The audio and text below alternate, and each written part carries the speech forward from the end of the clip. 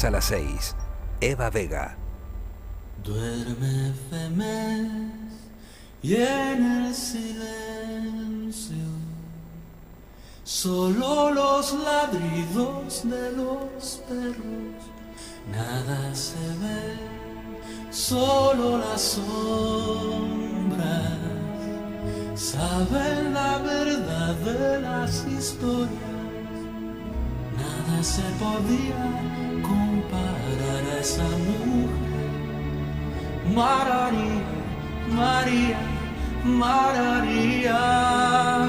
Nada florece, todo se esconde. Solo lava el sol cuando amanece. Duerme Femes, se para el tiempo y el dolor te quema como el fuego. Nada se podía comparar a esa mujer. María, María, María, María, María, María. Bueno, pues ya saben que la voz de Pedro Guerra y este Mararía nos da pie, nos ayuda a abrir nuestra sección de literatura, Letras Canarias, como la ha llamado nuestro compañero de redes, Jorge Miranda. Y hoy saludamos a Beatriz Morales Fernández, que es docente de lengua castellana y literatura y presidenta del Ateneo de Las Palmas. Beatriz, muy buenas tardes, bienvenida. Muy buenas tardes, Eva. Es un placer estar en este programa Canarias a las 6. Estoy encantada de estar aquí y conversar en torno a literatura canaria. Oye, pues muchísimas gracias. Y yo que me alegro que vengas con tantas ganas, Beatriz. Hoy además para hablar de un autor, Alonso Quesada, ciertamente desconocido para la mayoría, pero muy, muy importante. Cuéntanos un poquito acerca de él.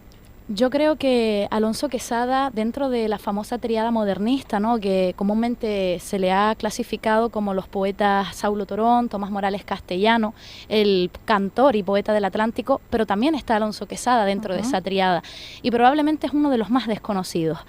Efectivamente, escritor gran canario, nacido en 1886 en Las Palmas de Gran Canaria, en aquel momento ciudad de Las Palmas, un hombre muy sentimental, muy intimista y además que realmente se llama Rafael Romero Quesada. Luego veremos que para él es muy importante el seudónimo para poder de alguna manera hacer crítica social. Un hombre trabajador desde muy temprano, nunca abandonó la poesía, pero desde que falleció su padre, muy prontito, él se tuvo que poner a trabajar. De hecho, en alguno de sus poemas él menciona a las 6 mujeres de su casa, de mi casa, porque claro, tenía a sus hermanas, a su madre, y en aquel momento, contexto histórico, finales del 19, principios del 20, pues tenías que ponerte a trabajar muy temprano si ya tu padre no estaba. Y además fue un hombre profundamente intelectual, y además ese nuevo tipo de intelectual que surge en el 20, ¿no? Se genera el movimiento del modernismo en Canarias, el cosmopolitismo de la ciudad de Las Palmas, y de repente nos damos cuenta de que tenemos un intelectual crítico con su sociedad en todo momento y con una conciencia de lo que estábamos perdiendo en cuanto a costumbres y lenguaje canario, porque fue un gran defensor del habla canaria y además así lo testificó y lo escribió a lo largo de todas sus crónicas literarias. Un escritor que además estudió en el Colegio de San Agustín, en Vegueta, y que tuvo grandes amistades de escritores nacionales tan conocidos como Miguel de Unamuno, con el cual compartió epistolario. Muy amigo pues de Tomás Morales, de Saulo Torón, de Luis Doreste Silva, con el cual compartió un epistolario muy intimista, porque fue un hombre, aparte de sentimental en cuanto a la poesía y trabajador, muy sufridor, porque él durante gran parte de su vida sufrió la enfermedad de la tuberculosis y eso de alguna manera le marcó en cuanto a su forma de trabajar y su forma de escribir, y eso lo va manifestando a través de sus cartas y a través de su poesía. Y Elemental, que ¿quién fue? Fue un gran escritor vinculado a la colonia inglesa, que a finales del 19 en principios del siglo XX, tiene una gran importancia en nuestra ciudad por todo lo que generó a nivel urbanístico, el crecimiento de la ciudad por la zona de Ciudad Jardín y del Puerto, y también el trabajo que generó económicamente. Es más, Alonso Quesada trabajó para la colonia inglesa, concretamente 2 empresas, en la Casa Elder Stemster y también en un banco británico. Entonces, claro, esa gran influencia de él con la colonia inglesa hizo que fuera un escritor que volcó con respeto y admiración, como eran los ingleses. Y no solo como eran, también con la sutil ironía que caracterizaba a ese intelectual de la época. Quería provocar la risa, pero era una risa satírica. Ríete, pero piensa de que te estás riendo, porque en parte te estás riendo de ti mismo. Y se lo dedicaba, por supuesto, a los canarios y a las Canarias. Y ese vínculo con la ciudad y con la figura del inglés está muy marcado por esa enfermedad de la tuberculosis, porque el primer turismo que tuvo Canarias, específicamente nuestra isla de Gran Canaria, pues fue ese turismo de descanso, de reposo de la enfermedad, de esa enfermedad de la tuberculosis. Los ingleses venían aquí no solo a trabajar, también a reposar su enfermedad. Y él veía cómo luchaba con esa dolencia, con esa patología, y los ingleses venían y se curaban, pero él no podía recuperarse. Entonces también hay una especie de amor-odio en su literatura en cuanto a la figura del inglés, ¿no? Es súper curioso. Es más, yo tengo una cita aquí súper bonita en cuanto a esto que te comento de la figura del inglés, de la tuberculosis, que es la siguiente. Las cavernas del pecho, oscuras y profundas, se tornan con el sol atlántico luminosas y alegres. El inglés no se muere, tarda en morirse 30 años. Y al final, lo que estás viendo, fin de la cita, al final lo que estás viendo pues es cómo los ingleses superan esa dolencia, pero él sigue con ella hasta el final de su vida y tanto lo marcó como hombre profundo e interdisciplinar. Beatriz, bueno, lo cuentas de maravilla. Tengo muchas ganas de conocer más acerca de Alonso Quesada. Algo me dice que nos vas a hablar de estos autores y autoras con las mismas ganas, con el mismo ímpetu, lo cual yo te agradezco porque eso hace que nos sirva de aperitivo para luego ir a conocer su obra.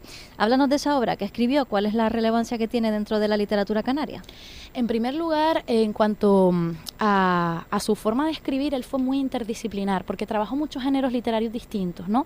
Por no decir que los trabajó todos. Por ejemplo, como cronista, escribió la obra Crónicas de la ciudad y de la noche y se marca en esa obra pues que era un transeúnte observador. Fue un hombre pues muy paseante, muy rutinario, salía de trabajar del puerto, cogía el tranvía, que teníamos el tranvía que conectaba pues la ciudad dentro y fuera de Portada, ¿no? Con la muralla aquella que terminaba en San Telmo.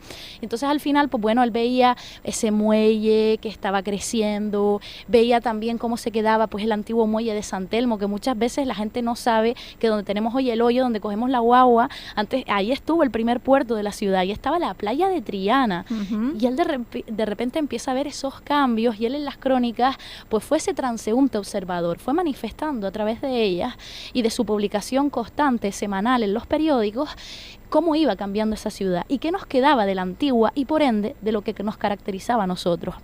Como narrador, por otro lado, escribió dos grandes obras que son las que se vinculan a la colonia inglesa, que fue Smoking Room y Las inquietudes del Hall. Smoking Room es una obra que yo recomiendo si te quieres reír. Si te quieres reír a carcajadas. Pues me la apunto. Porque además ahí es donde coja la figura del inglés y con respeto le da 1000 vueltas. Y dices, pero si es que no solo los ingleses son así, si nosotros también. También hay una crítica sutil al capitalismo emergente. Entonces, bueno, hay ahí un boom, ¿no? Y en cambio, Las inquietudes del Hall, aunque es verdad que habla de los ingleses, es una obra más onírica, con una tendencia más vanguardista pues de la época, ¿no? Que ya empezaba pues a haber una mezcla entre el modernismo y las primeras vanguardias, y eso llega a Canarias. Como poeta, claramente si tengo que recomendar una obra, El Lino de los sueños, aunque también tuvo obra póstuma, Los caminos dispersos. Pero El Lino de los sueños porque destaca su sensibilidad al paisaje y cómo volcaba hacia el paisaje esa patología, esa enfermedad que tuvo, la sensibilidad al paso del tiempo, ese tempus fugit, a cómo la vida puede pasar, pero qué es lo que nos queda de nosotros. También ese tópico de ubi sum, ¿dónde estoy? ¿Quién soy? Eso lo va volcando a través del paisaje, a través de las calles y a través de la nocturnidad. Fue un gran cronista y poeta de la noche. Y en último lugar, como dramaturgo, un espectáculo de escritor. Si tengo que recomendar sus obras dramáticas, tenemos dos, principalmente La Umbría y Llanura. Llanura es una obra que manifiesta el vínculo que tienen los isleños con el mar. Y eso al final, a lo largo de la literatura canaria, es cíclico. Ese vínculo que tenemos con el Atlántico, lo que te quita, lo que te da, pues lo manifiesta, pero con esa tendencia vanguardista que también tienen Las inquietudes del Hall. Sin embargo, La Umbría es una obra que además él califica como un poema de 3 actos, luego ya pues esa sensibilidad poética está presente en su dramaturgia, pero es realmente interesante por cómo trata la tuberculosis y que además es una obra que está ubicada, contextualizada en Agaete, en el municipio de Agaete. Entonces, de Agaete me he acordado cuando has nombrado a Tomás Morales, a Saulo Torón y Alonso Quesada, del que hablamos hoy, porque tienen esa escultura dedicada para los 3 mirando al mar. Efectivamente, bueno, es que además Alonso Quesada estaba muy vinculado a Agaete, es más, escribió La Umbría ya, porque teniendo en cuenta la tuberculosis que tenía Tomás Morales, cuando ya es médico en Agaete, le invita como amigo, dado que se conocen desde el colegio, a pasar una temporada con él para poder aliviar su dolencia. Entonces, estando en Agaete, hace una especie de analogía entre su patología y lo que era la umbría allí en Agaete, ¿no? Que se pone ya esa oscuridad y entra frío por un lado de la ladera, del valle. Entonces, cómo la umbría realmente es la enfermedad y la muerte. Entonces ahí esa obra, poéticamente hablando, es sublime si lo que quieres es disfrutar del paisaje y de ver cómo el sol atlántico es capaz de sanar incluso lo inevitable, que es la muerte que te llegará con esa enfermedad. Qué bonito, Beatriz. Me voy a arriesgar y te voy a decir, a ver si he aprendido algo en lo que llamamos de sección esta temporada, que comparte con Tomás Morales esa descripción del paisaje y sobre todo ese culto al mar, al Atlántico. Totalmente. Tomás Morales, de hecho, lo que hace es coger el Atlántico y volverlo un Atlante, ¿no? Una figura musical, mitológica, a la cual no solo rendir culto, sino enfrentarte a él. Decir, ¿qué es verdaderamente un canario en el siglo XXI? Pues Oda al Atlántico manifiesta lo que somos realmente, presentarnos a Europa. Sin embargo, en Alonso Quesada, más que presentarnos a Europa, lo que él pretende es presentarse a sí mismo y presentar lo que apenas tiene en su vida, que es la esperanza. Y en La Umbría se manifiesta muy bien la esperanza volcada en el océano Atlántico. Como Salvadora, que es uno de los personajes principales de la obra, necesita llegar al mar para sentir que a pesar de la muerte, se va a encontrar a sí misma allí en la orilla. Es fantástico cómo lo representa. Hay mucha poesía en esas palabras. Beatriz, danos más claves para la lectura de Alonso Quesada en este siglo XXI. En primer lugar, sí, a mí me parece interesante a la hora de hablar un poquito de literatura canaria, pues cómo podemos vincularla al siglo XXI, ¿no? Sobre todo para conectar pues a los jóvenes. Oye, ¿qué tiene la literatura canaria de interesante, independientemente del siglo en el que se haya escrito dichos textos, que puedes traer para ti? Con Alonso Quesada yo destacaría tres claves para el siglo XXI, 3 lecturas. La primera es que puedes aprender historia a través de su literatura. Al final la literatura es un espejo social de quiénes somos, cómo nos hemos desarrollado, nuestras limitaciones, errores, virtudes, hallazgos. Y al final, en la obra de Alonso Quesada, sobre todo en las crónicas y en la narrativa, puedes ver cómo va cambiando la ciudad urbanísticamente hablando y arquitectónicamente también. Entonces, claro, se puede aprender historia de la ciudad a través de sus crónicas, lo cual yo recomiendo, pues por ejemplo, para docentes, podría ser mi caso también, pero también para el propio alumnado, que le pueda llamar la atención, oye, ¿cómo era mi ciudad a principios del siglo XX? Leer Alonso te va a dar la respuesta, porque además hace un paseo entre lo que es el casco histórico, Triana Vegueta, el puerto y también algunas zonas de cumbre de Gran Canaria. Aparte de eso, la segunda clave que yo podría destacar es la defensa del hombre y la mujer sentimental. Él lo clasifica como hombre sentimental, pero lo podemos llevar a persona sentimental. ¿Qué quiero decir con esto? Alonso Quesada fue un gran escritor del espacio, de cómo cambiaba el espacio, pero también de la esencia de lo que quedaba de los mismos. Entonces, claro, tú vas leyéndolo y te das cuenta de que todo está cambiando.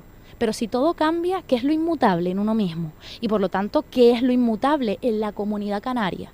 Entonces, él destaca, él nombra a lo largo de su obra el hombre sentimental en determinados momentos. El hombre sentimental esto, el hombre sentimental lo otro. Entonces te das cuenta al final y dices, ¿y qué es el hombre sentimental?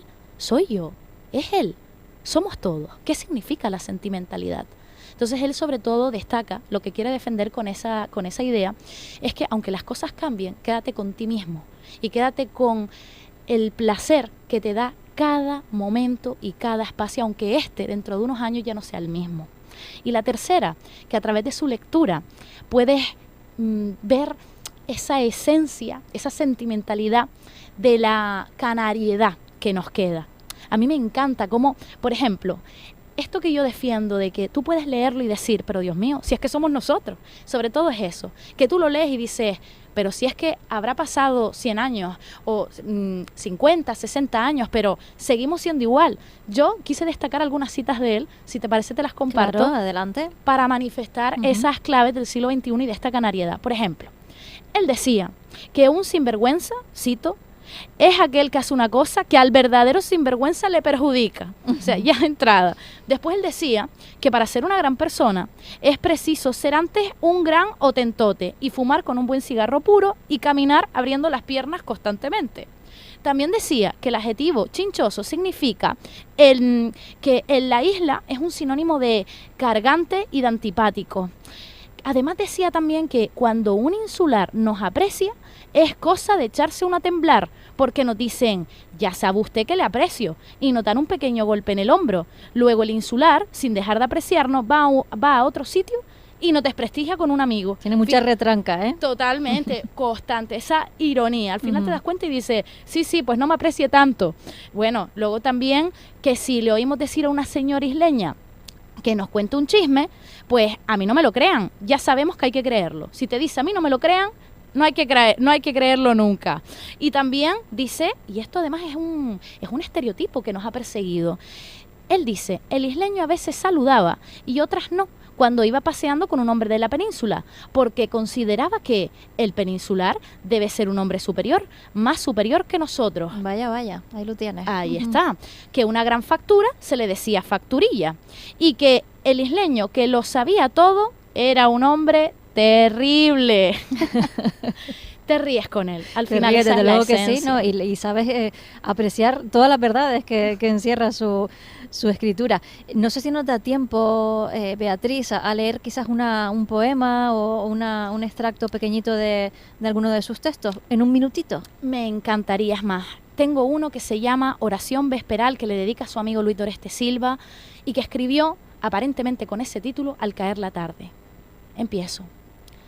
La tarde muere y tiene todo el dulce color de mi recuerdo, porque cuenta la historia de mi vida, que muera si la tarde se ha dispuesto.